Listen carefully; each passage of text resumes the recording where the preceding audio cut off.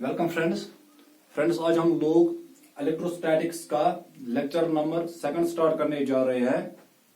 देखिए, कल हमने चार्ज के बारे में पढ़ा है कि चार्ज क्या होता है, चार्ज कितने टाइप्स के होते हैं।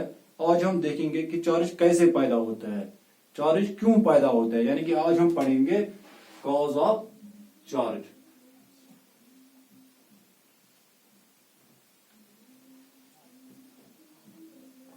देखिए, कॉज ऑफ चार्ज में हम क्या देखेंगे। देखिए, हमें पता है कोई भी मटेरियल जो है, every material is made up of atoms, यानी कि कोई भी मटेरियल एटम्स का बना होता है। जैसे कि हमने कल प्लास्टिक रॉड ली थी, वो भी छोटे छोटे एटम्स का बना था, ठीक है। यानी कि एवरी मटेरियल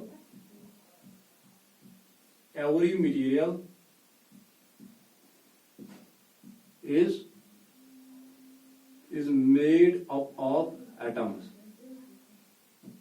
और एटम का स्ट्रक्चर कैसे रहता है, एटम जो है, एटम के बीच में न्यूक्लियस होता है, और न्यूक्लियस के सराउंडिंग में कौन घूम रहे होते हैं, इलेक्ट्रॉन्स। यानी कि एटम के अंदर क्या होता है, न्यूक्लियस होता है, और न्यूक्लियस में क्या होता है, प्रोटॉन, न्यूट्रॉन, और सराउंडिंग न्यूक्लियस के सराउंडिंग में जो है इलेक्ट्रॉन्स घूम रहे होते हैं, ठीक है। और हमें स्टडी से यह भी पता चला है कि जो इलेक्ट्रॉन्स होते हैं, इलेक्ट्रॉन पे जो चार्ज होती है वो क्या होती है, नेगेटिव चार्ज। और प्रोटॉन पे कौन सी चार्ज रहती है, पॉजिटिव चार्ज, ठीक है। और हमें आगे लेक्चर में यह भी पता चला है कि एक एटम में जितने प्रोटॉन्स होते हैं उतने ही इलेक्ट्रॉन्स होते हैं, यानी कि number of protons is equal to number of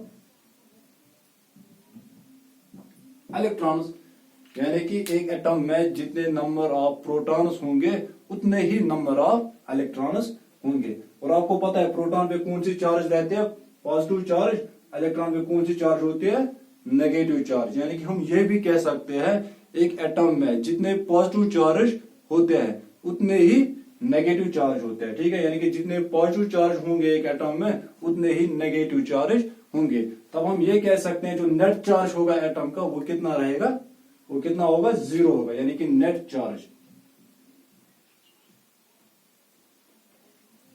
क्या होगा, 0 होगा। तब हम इस एटम को क्या कहेंगे, ये जो एटम है ये इलेक्ट्रिकली न्यूट्रल है। यानी कि कब एक एटम न्यूट्रल होता है, जब उसके अंदर प्रोटॉन्स और इलेक्ट्रॉन्स बराबर होंगे, या जितने नंबर ऑफ पॉजिटिव चार्ज होंगे उतने ही नंबर ऑफ नेगेटिव चार्ज होंगे। दैट मीन जो नेट चार्ज रहेगा इस एटम का वो 0 होगा, तो एटम क्या कहलाएगा, इलेक्ट्रिकली न्यूट्रल। जैसे कि मैंने आपको कल एक प्रैक्टिकल भी करके दिखाया था कि सपोज एक प्लास्टिक रॉड ली थी हमने, जब मैंने उसको कागज के टुकड़े के पास लिया था तो वहां पर कोई एक्शन नहीं होता था। कब तक एक्शन नहीं हुआ था, जब तक न मैंने उस प्लास्टिक रॉड को रब किया था, ठीक है। तो बिफोर रबिंग, जब मैंने उसको कागज के टुकड़े के पास लिया था तो वो कागज के टुकड़े इस प्लास्टिक रॉड से चिपक नहीं रहे थे, ठीक है। दैट मीन्स वो जो प्लास्टिक रॉड हमारी थी वो उस टाइम 0 चार्ज पे थी, यानी कि उसका चार्ज जो था वो 0 था, उसमें जितने प्रोटॉन्स थे उतने ही नंबर ऑफ इलेक्ट्रॉन्स थे, ठीक है। तो एक बॉडी में कैसे चार्ज पैदा होती है, यानी कि एक एटम कैसे पैदा होता है, तो वो मैं आपको अभी बताऊंगा, ठीक है।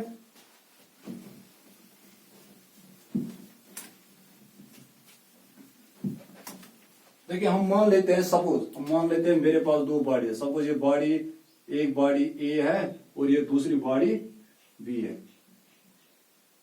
हम मान लेंगे जो ये बॉडी ए है इसमें 5 इलेक्ट्रॉन्स है, 5 इलेक्ट्रॉन्स हैं और 5 प्रोटॉन्स हैं। तो बताए इसका नेट चार्ज कितना है, 0।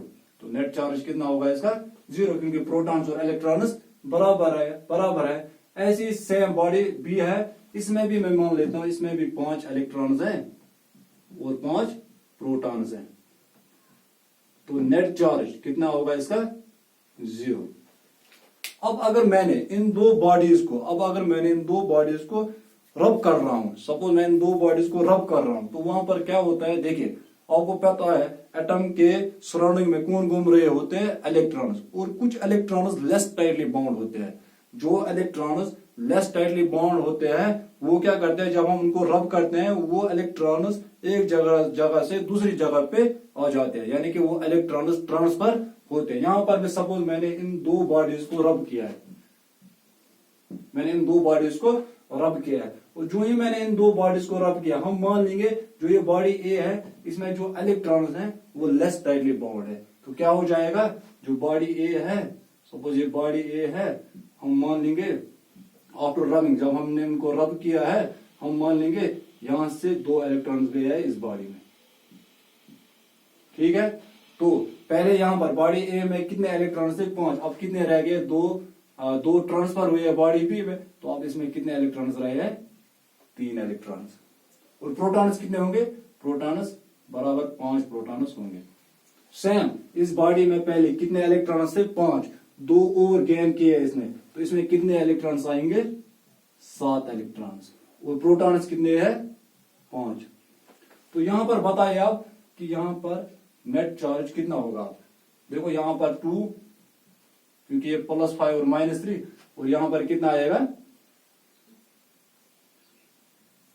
-2, यानी कि जो ये बॉडी ए है इसमें +2 का चार्ज है और बॉडी बी पे -2 का चार्ज है। देखो यहां से हमें ये भी पता चला है कि चार्ज दो तरह के होते हैं, पॉजिटिव और नेगेटिव होते हैं, ठीक है। तो यहां पर देखिए अब, यानी कि ये दो बॉडी जो है ये चार्ज हो चुके हैं। कैसे ये चार्ज हो चुके हैं, जब इलेक्ट्रॉन्स ट्रांसफर हुए हैं, यानी कि अब हम ये कह सकते हैं कि एक बॉडी कब चार्ज होती है, जब इलेक्ट्रॉन्स ट्रांसफर होते हैं from one body to another body, यानी कि due to transfer of electrons एक बॉडी चार्ज होती है, ठीक है। तो हम ये देख सकते हैं, due to transfer of electrons, जो बॉडी है वो क्या हो जाती है, चार्ज हो जाती है, क्योंकि इलेक्ट्रॉन्स ट्रांसफर हुए, ठीक है। अब यहां पर एक क्वेश्चन अराइज होता है कि खाली इलेक्ट्रॉन्स क्यों ट्रांसफर हुए, ये प्रोटॉन्स क्यों नहीं हुए हैं, यानी कि इलेक्ट्रॉन्स ट्रांसफर क्यों हुए हैं, why only electrons are transfer, why not protons. तो रीजन क्या है, जो प्रोटॉन्स हैं ये हेवियर होता है, इनका मास ज्यादा होता है किन से, इलेक्ट्रॉन से, यानी कि protons are heavier than electrons, तभी ये मूव करना पसंद नहीं करते, यानी कि प्रोटॉन्स जो होते हैं और heavier than electrons, that is why protons do not transfer, ठीक है। तो अब अगर आपसे कोई कहेगा कि एक बॉडी कैसे चार्ज होती है, आप क्या कहोगे सिंपली में, due to transfer of electrons, और कौन से इलेक्ट्रॉन्स ट्रांसफर हुए थे, जो लेस टाइटली बाउंड थे, ठीक है। प्रोटॉन्स क्यों नहीं हुए थे, क्योंकि प्रोटॉन्स का जो मास है वो हेवियर होते हैं किन से, इलेक्ट्रॉन से, ठीक है। तो इतना हमें पता चला है।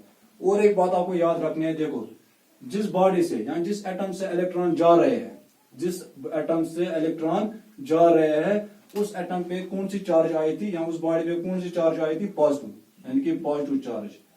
पॉजिटिव चार्ज किस बॉडी पे होती है, जब इलेक्ट्रॉन्स जा रहे हैं, दैट मीन्स जो इलेक्ट्रॉन्स होते हैं, electrons are lesser than protons, यानी कि पॉजिटिव चार्ज, जो पॉजिटिव चार्ज बॉडी होगी उसमें जो इलेक्ट्रॉन्स होंगे वो कम होंगे किन से, प्रोटॉन से। यहां पर देखिए आप, देखिए यहां पर इलेक्ट्रॉन्स 3 है और प्रोटॉन्स 5 है, तभी इस बॉडी पे कौन सी चार्ज है, पॉजिटिव चार्ज है, +2 का चार्ज है।